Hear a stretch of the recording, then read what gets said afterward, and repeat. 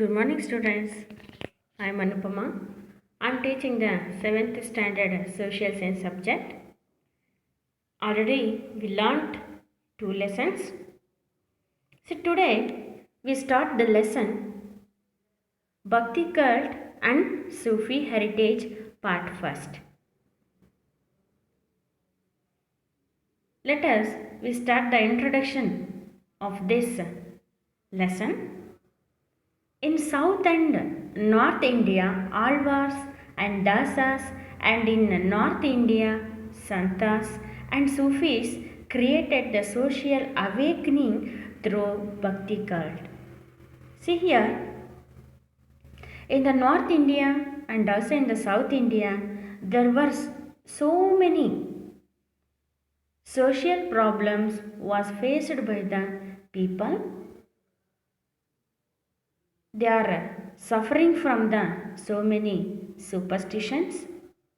In that period, Alvars, Dasas, Indian Santas and Sufi saints, they are created the social awakening in the mind of the people through the Bhakti cult. ಅಂದರೆ ಭಾರತ ದೇಶದ ಜನರಲ್ಲಿ ಬಹಳಷ್ಟು ಜನರು ಮೂಢನಂಬಿಕೆಗಳಿಂದ ಬಳಲ್ತಾ ಇದ್ದರು. ಅಂಥವರಲ್ಲಿ ಸಾಮಾಜಿಕ ಜಾಗೃತಿಯನ್ನು ಮೂಡಿಸೋದಕ್ಕೆ ಆಳ್ವಾರು, ದಾಸರುಗಳು, ಹಾಗೆಯೇ ಸಂತರುಗಳು ಮತ್ತು ಸೂಫಿ ಸಂತರುಗಳು ಏನು ಮಾಡ್ತಾರೆ, ಜನರಲ್ಲಿ ಸಾಮಾಜಿಕ ಜಾಗೃತಿಯನ್ನು ಮೂಡುವಂತಹ ಕೆಲಸವನ್ನು ಮಾಡ್ತಾ ಹೋಗ್ತಾರೆ. ಭಕ್ತಿ ಪಂಥದ ಸಹಾಯದಿಂದ ಆ ರೀತಿಯಾಗಿ ಸೋಷಿಯಲ್ ಅವೇರ್ನೆಸ್ಸನ್ನು ಮೂಡಿಸೋವಂಥ ಕೆಲಸವನ್ನು ಮಾಡ್ತಾ ಹೋಗ್ತಾರೆ. ಇನ್ ದಿಸ್ ಲೆಸನ್, ಈ ಲೆಸನಲ್ಲಿ ನಾವು here we discussed about the objectives, meaning and features of bhakti cult. Here we discussed about objectives ಅಂದರೆ ಉದ್ದೇಶಗಳು, ಮೀನಿಂಗ್ ಅಂದರೆ ಅರ್ಥ, ಆ್ಯಂಡ್ ಫೀಚರ್ಸ್ ಲಕ್ಷಣಗಳು. ಯಾವುದರದ್ದು? ಭಕ್ತಿ ಕಲ್ಟಿನ ಗುರಿ ಏನು, ಅರ್ಥ ಏನು, ಹಾಗೆಯೇ ಲಕ್ಷಣಗಳೇನು ಅನ್ನೋದ್ರ ಬಗ್ಗೆ ನಾವಿಲ್ಲಿ ಡಿಸ್ಕಸ್ ಮಾಡ್ತಾ ಹೋಗ್ತೀವಿ. ಸೊ ಆಲ್ರೆಡಿ ಮೇಲ್ಗಡೆ ಕೊಟ್ಟಿದ್ದಾರೆ ಸೌತ್ ಆ್ಯಂಡ್ ನಾರ್ತ್ ಇಂಡಿಯಾ ಅಂತ ಹೇಳಿಬಿಟ್ಟು. ಅಂದರೆ ಈ ಸೂಪರ್ಸ್ಟಿಷನು ಬರೀ ನಾರ್ತ್ ಇಂಡಿಯಾದಲ್ಲೂ ಇರಲಿಲ್ಲ, ಬರೀ ಸೌತ್ ಇಂಡಿಯಾದಲ್ಲೂ ಇರಲಿಲ್ಲ, ಎರಡೂ ಕಡೆಗಳಲ್ಲಿ ಇತ್ತು. ಸೊ ಇಲ್ಲೇನು ಮಾಡ್ತಾರೆ, ಆ ಸೋಷಿಯಲ್ ಅವೇರ್ನೆಸ್ಸನ್ನು ಕ್ರಿಯೇಟ್ ಮಾಡಿದವರು ಇದ್ದಾರೆ. ಸೌತ್ ಇಂಡಿಯಾದಲ್ಲೂ ಕ್ರಿಯೇಟ್ ಮಾಡೋರು ಇದ್ದಾರೆ, ನಾರ್ತ್ ಇಂಡಿಯಾದಲ್ಲೂ ಸಹ ಕ್ರಿಯೇಟ್ ಮಾಡೋರು ಇದ್ದಾರೆ. ಹಾಗಾದರೆ ಅವರು ಯಾರ್ಯಾರಪ್ಪ ಅಂತ ಹೇಳಿದ್ರೆ, ಇನ್ ದ ಸೌತ್ ಇಂಡಿಯಾದಲ್ಲಿ ಯಾರು ಅವೇರ್ನೆಸ್ ಕ್ರಿಯೇಟ್ ಮಾಡಿದರು ಅಂದರೆ ಆ್ಯಂಡಾಲ್, ಅಕ್ಕ Mahadevi, Kanakadasa, Purandaradasa and Shishunala Sharifa. They are created the social awakening through the Bhakti cult in North India. Sorry, the South India. ಅಲ್ವಾ?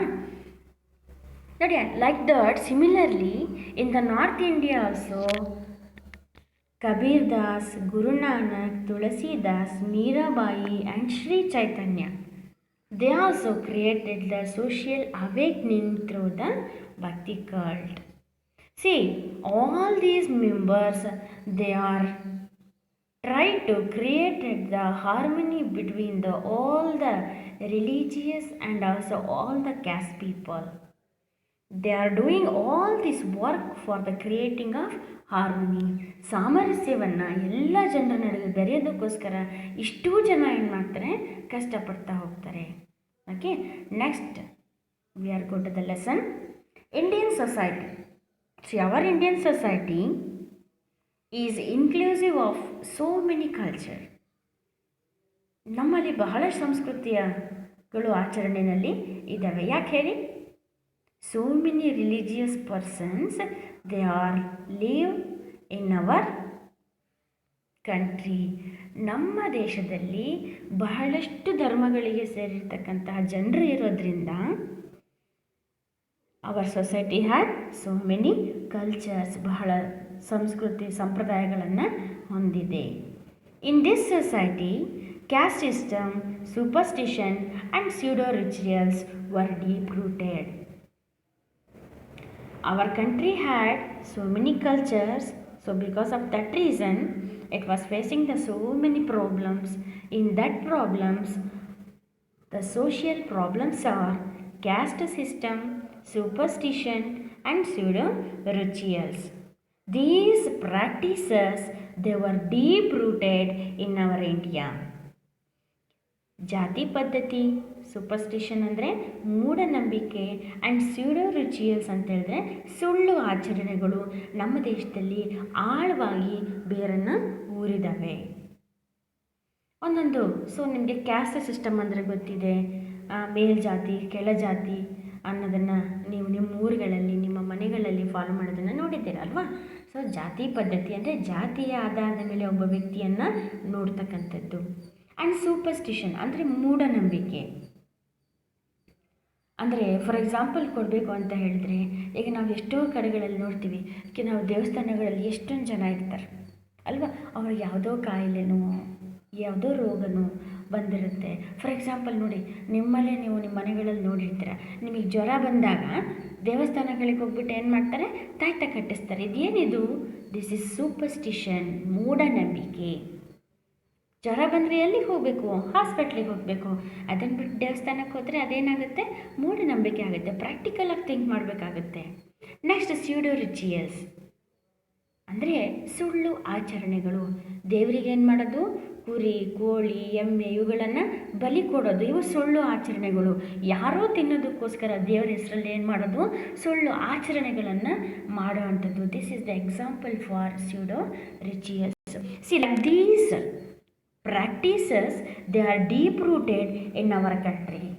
ನೋಡಿ, ಇಂತಹ ಇನ್ನೂ ಹಲವು ಪ್ರಾಕ್ಟೀಸಸ್ ಆಚರಣೆಗಳು ಇದ್ದಾವೆ. ಇವೆಲ್ಲ ಏನಾಗಿದೆ, ನಮ್ಮ ದೇಶದಲ್ಲಿ ಆಳವಾಗಿ ಬೇರನ್ನು ಊರಿದ್ದಾವೆ. It was believed that attaining moksha. See here, the peoples, they are practice the caste system, superstition, and pseudo rituals because of attaining ಮೋಕ್ಷ. ಇದನ್ನೆಲ್ಲ ಪ್ರಾಕ್ಟೀಸ್ ಮಾಡ್ತಾರೆ ಯಾವುದಕ್ಕೋಸ್ಕರ?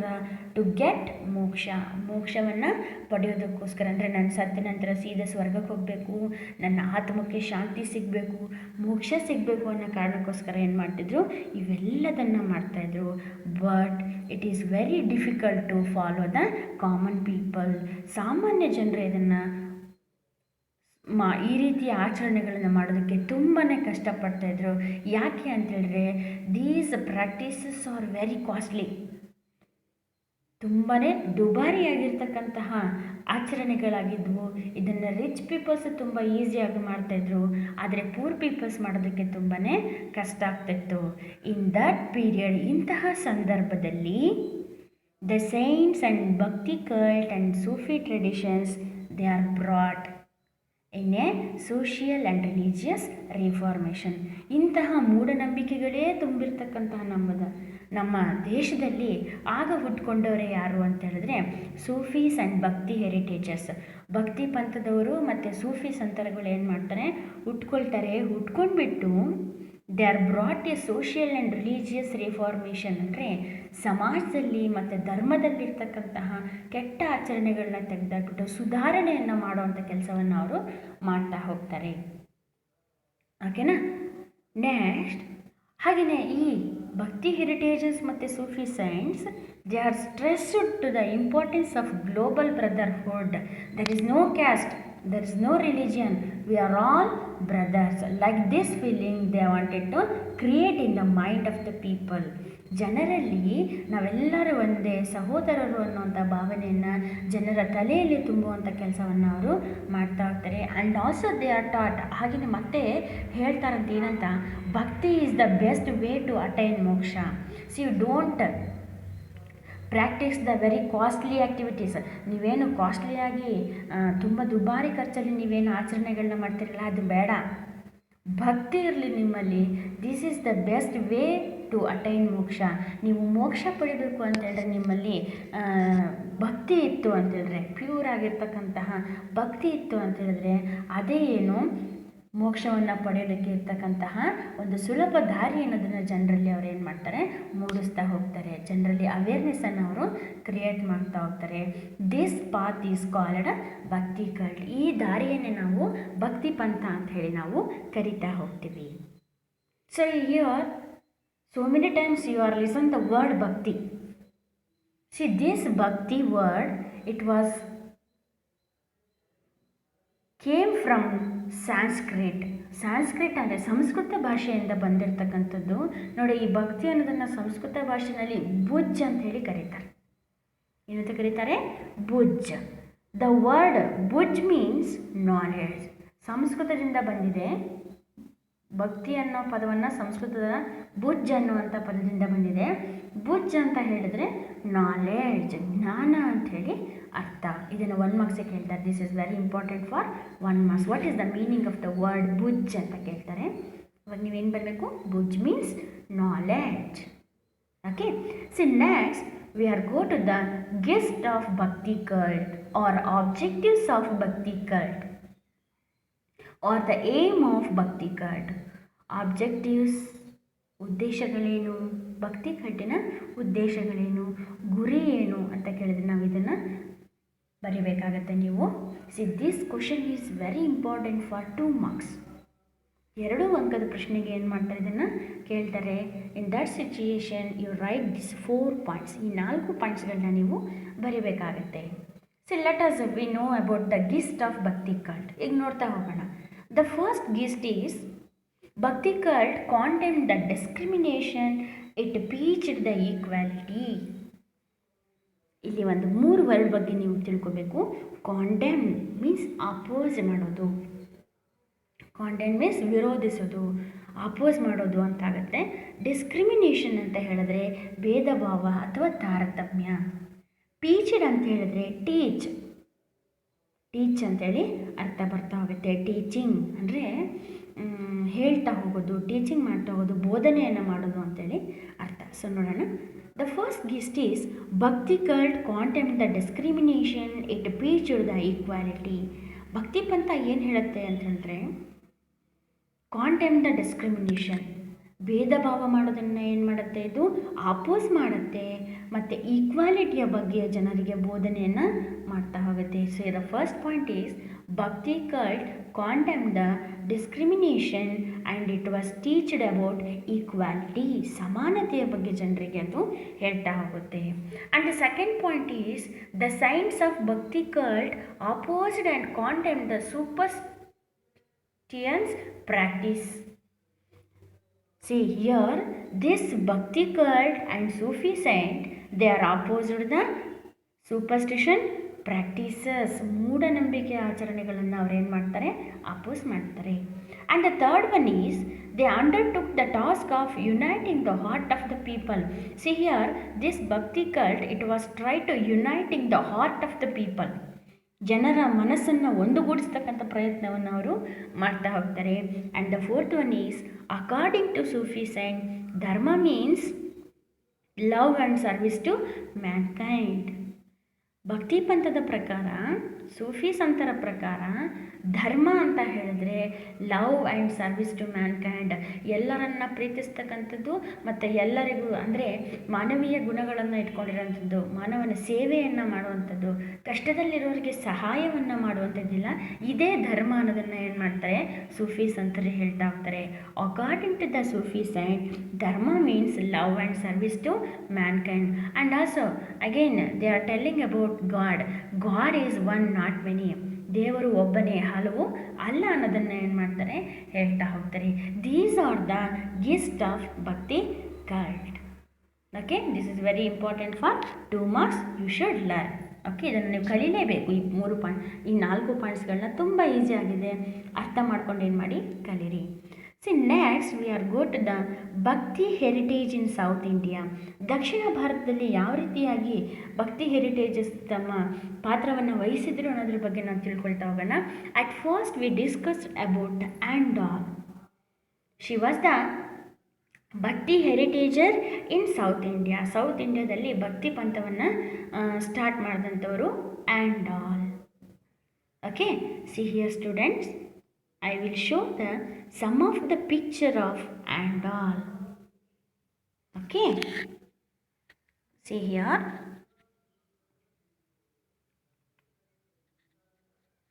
This is the picture of Andal. See. She look so beautiful. Okay. See here the picture. Here is the Andal and in the mirror the picture of Krishna. ಇದನ್ನು ನೋಡಿದಾಗ ನಮಗೆ ಏನು ಗೊತ್ತಾಗುತ್ತೆ? She is the devotee of lord Krishna. ಕೃಷ್ಣನ ಆರಾಧಕಿ ಅನ್ನೋದು ನಮಗೆ ಗೊತ್ತಾಗ್ತಾ ಹೋಗುತ್ತೆ. ಓಕೆನಾ? ನೆಕ್ಸ್ಟ್ ನೋಡೋಣ, ಇನ್ಫಾರ್ಮೇಷನ್ಗೆ ಹೋಗೋಣ.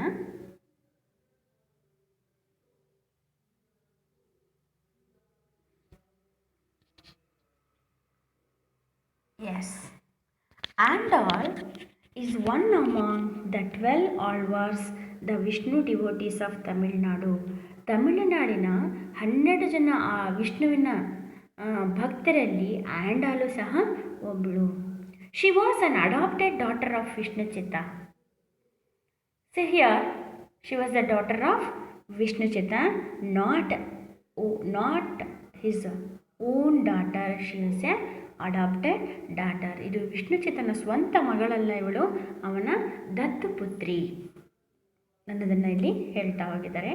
ವಿಷ್ಣುಚಿತ್ತ was an Alvar, they were also called a Peri Alvar. So ಈ Vishnuchitta he was belong to Alvar, ಇವನೊಬ್ಬ ಆಳ್ವರ್ ಆಗಿರ್ತಾರೆ. He was called as Peri Alvar, ಅವರನ್ನು ಪೆರಿ ಆಳ್ವರ್ ಅಂತ ಹೇಳಿ ಕರಿತಾ ಇದ್ರು. Andal's original name was Godadevi. ಈ ಆ್ಯಂಡಲ್ನ ಒರಿಜಿನಲ್ ನೇಮ್ ಏನಪ್ಪ, ಮೂಲ ಹೆಸರು ಏನಪ್ಪ ಅಂತ ಹೇಳಿದ್ರೆ Godadevi. See this question is very important for 1 marks. ಇಲ್ಲಿ ಕೇಳ್ತಾರೆ what is the original name of Andal ಅಂತ ಬರುತ್ತೆ ನಿಮಗೆ ಕ್ವಶನ್ ಆನ್ಸರಲ್ಲಿ, ಎಕ್ಸಸೈಸ್ ಆ್ಯಕ್ಟಿವಿಟೀಸ್ನಲ್ಲಿ. ಸೊ ಅಲ್ಲಿ ನೀವು ನೆನ್ಪಿಡ್ಕೋಬೇಕು, the Andal's original name was Godadevi ಅನ್ನೋದನ್ನು ನೆನ್ಪಿಟ್ಕೋಬೇಕು. ಓಕೆನಾ? The first name of Andal is Godadevi. They were the devotee of Krishna. So already I told that she was the devotee of Krishna. Devotee means ಭಕ್ತೆ. ಯಾರ ಭಕ್ತೆ ಇವಳು? ಕೃಷ್ಣನ ಭಕ್ತೆ. Her father was making flower garland and offered it to Krishna temple of Srivilliputturu. See, her father, ಅವಳ ತಂದೆ, he making the flower garlands, ಹೂವಿನ ಹಾರವನ್ನು ಅವರು ತಯಾರು ಮಾಡ್ತಾಯಿದ್ರು. He was making the flower garland and offered it to Krishna temple of Srivilliputhur. ಶ್ರೀವಿಲ್ಲಿಪುತ್ತೂರಿನ ಕೃಷ್ಣನ ದೇವಾಲಯದಲ್ಲಿ ಇವರು ಏನು ಮಾಡ್ತಿದ್ರು, ಪ್ರತಿನಿತ್ಯ ಹೋಗಿ ಹೂವಿನ ಹಾರವನ್ನು ಕೊಡ್ತಾಯಿದ್ರು. See the Andal, she is also every day she went the Krishna temple with her father. ಅವರ ತಂದೆ ಜೊತೆ ಏನು ಮಾಡ್ತಿದ್ರು, ಇವಳು ಡೈಲಿ ಫ್ಲವರ್ ಗಾರ್ಲ್ಯಾಂಡನ್ನು ಕೊಡೋದಕ್ಕೆ ಟೆಂಪಲ್ಗೆ ಹೋಗ್ತಾ ಇದ್ಲು. ಸಿ ಡೇ ಬೈ ಡೇ, ದಿನ ಕಳೆದಂತೆ ಏನಾಯಿತು, ಶಿ ಲವ್ಸ್ ಕೃಷ್ಣ, ಕೃಷ್ಣನನ್ನು ಅವಳು ಪ್ರೀತಿಸೋದಕ್ಕೆ ಶುರು ಮಾಡ್ತಾಳೆ. And also she believed that Krishna he was her husband, ಅವನೇ ನನ್ನ ಗಂಡ ಅನ್ನೋದನ್ನು ಏನು ಮಾಡ್ತಾರೆ, ನಿರ್ಧಾರ ಮಾಡ್ತಾ ಹೋಗ್ತಾಳೆ. ಓಕೆ, ಸೊ ಇಲ್ಲಿ ಆ್ಯಂಡಾಲ್ ಏನು ಮಾಡ್ತಾಳೆ, she loves Krishna and also she was believed that he was her husband. ಈ ಕೃಷ್ಣನೇ ನನ್ನ ಗಂಡ ಅನ್ನೋದನ್ನು ಏನು ಮಾಡ್ತಾಳೆ, ಅವಳು ಮನಸ್ಸಿನಲ್ಲಿ ಮಾಡ್ಕೊಳ್ತಾ ಹೋಗ್ತಾಳೆ. ಆಳವಾಗಿ ನಂಬಿದ್ಲು ಕೃಷ್ಣನೇ ತನ್ನ ಗಂಡ ಅನ್ನೋದನ್ನು. ಆ ಸ್ಥಾನದಲ್ಲಿ ಬೇರೆ ಯಾರನ್ನೂ ಸಹ ಅವಳು ನೋಡೋದಕ್ಕೆ ಇಷ್ಟಪಡ್ತಾ ಇರಲಿಲ್ಲ. She wrote the book Tiruppavai. Tiruppavai ಅನ್ನುವಂಥ ಒಂದು ಪುಸ್ತಕವನ್ನು ಬರೆದ್ಲು. And also she dedicated the book Tiruppavai for God. ದೇವರಿಗೆ ಏನು ಮಾಡ್ತಾಳೆ, ಕೃಷ್ಣನಿಗೆ ಅರ್ಪಿಸ್ತಾಳೆ ಆ ಬುಕ್ಕನ್ನು ಬರೆದ್ಬಿಟ್ಟು. ಓಕೆ, ನಾವು ಇನ್ Tamil Nadu Tiruppavai ratha, it is very famous. ತಮಿಳ್ನಾಡಲ್ಲಿ ತಿರುಪಮೈ ರಥ ಅಂತ ಹೇಳಿದ್ರೆ ತುಂಬಾ ಫೇಮಸ್ ಆಗಿದೆ. This is the contribution of Andal. Okay, according to Alvars, all Vishnu devotees are equal. Alvars ಅವರ ಪ್ರಕಾರ ವಿಷ್ಣುವಿನ ಭಕ್ತರು, ಇಲ್ಲಿ ಯಾವ ಜಾತಿ ಬರಲ್ಲ, ಯಾವ ಧರ್ಮ ಬರೋದಿಲ್ಲ. The devotee of Vishnu's are equal. ವಿಷ್ಣುವಿನ ಪ್ರತಿ ಭಕ್ತರೂ ಸಹ ಏನು, ಎಲ್ಲರೂ ಸಹ ಸಮಾನರು. Their birth should not be questioned. ಇಲ್ಲಿ ಯಾರೂ ಏನು ಮಾಡೋ ಹಾಗಿಲ್ಲ, ಅವರ ಜನ್ಮದ ಬಗ್ಗೆ, ಅವರ ಜಾತಿಯ ಬಗ್ಗೆ ಪ್ರಶ್ನೆಯನ್ನು ಮಾಡೋ ಹಾಗೆ ಇಲ್ಲ. ಇನ್ ಕೇಸ್ ಮಾಡಿದ್ರೆ the caste discrimination is A criminal offence, they are believed. ಅಂದರೆ ಇನ್ ಕೇಸ್ ನೀವೇನಾದರೂ ವಿಷ್ಣುವಿನ ಭಕ್ತರನ್ನು ನೀನು ಯಾವ ಜಾತಿ, ನೀನು ಯಾವ ಧರ್ಮ ಅಂತ ಏನಾದರೂ ಕೇಳಿದ್ರೆ, ನೀನು ನಿನ್ನ ಹುಟ್ಟಿನ ಬಗ್ಗೆ ಕೇಳಿದ್ರೆ that is A criminal offence ಅಂತ ಹೇಳಿ ಅವ್ರು ನಂಬಿದ್ರು. ಅಂದರೆ ಇದು ಪಾಪಕೃತ್ಯ ಅನ್ನೋದನ್ನು ಅವ್ರು ಏನು ಮಾಡಿದ್ರು, ನಂಬಿಕೆಯನ್ನು ಇಟ್ಟಿದ್ರು. Okay, this is the information about and all. Once again you see the picture, this picture. See here, in this picture, see here is the Krishna temple. Behind the andal a person was standing there, he was Vishnu Chitta. Okay, ಈ ಫೋಟೋನ ನೋಡ್ತಾ ಇದ್ದರೆ ಇಬ್ಬರೂ ಸಹ ಹಾರವನ್ನು ಹಾಕ್ಕೊಂಡಿದ್ದಾರೆ. ಇದು ನಮ್ಗೆ ಏನು ಗೊತ್ತಾಗುತ್ತೆ ಅಂತ ಹೇಳಿದ್ರೆ, and all she believe that Krishna was her husband. ಅವಳ ಗಂಡ ಅನ್ನೋದನ್ನು ಏನು ಮಾಡಿದ್ಲು, ಅವಳು ಸ್ವೀಕರಿಸ್ಕೊಂಡಿದ್ಲು. ಅವಳ ಹಿಂದೆ ನಿಂತಿರೋದು ಅವಳ ಫಾದರ್ ಯಾರು, ವಿಷ್ಣು ಚಿತ್ತ. ಸಿ ಅಲ್ಲಿ ಹಾಗೆಯೇ ಮೇಲ್ಗಡೆ ನೋಡಿ, ಅಲ್ಲಿ ಕೃಷ್ಣನ ದೇವಾಲಯ ನಿಮಗೆ ಕಾಣುತ್ತೆ. Okay, C in the next class we are discussed about ಅಕ್ಕ ಮಹಾದೇವಿ. ನೆಕ್ಸ್ಟ್ನ ಕ್ಲಾಸಲ್ಲಿ ಅಕ್ಕ ಮಹಾದೇವಿಯವರ ಬಗ್ಗೆ ತಿಳ್ಕೊಳ್ಳೋಣ.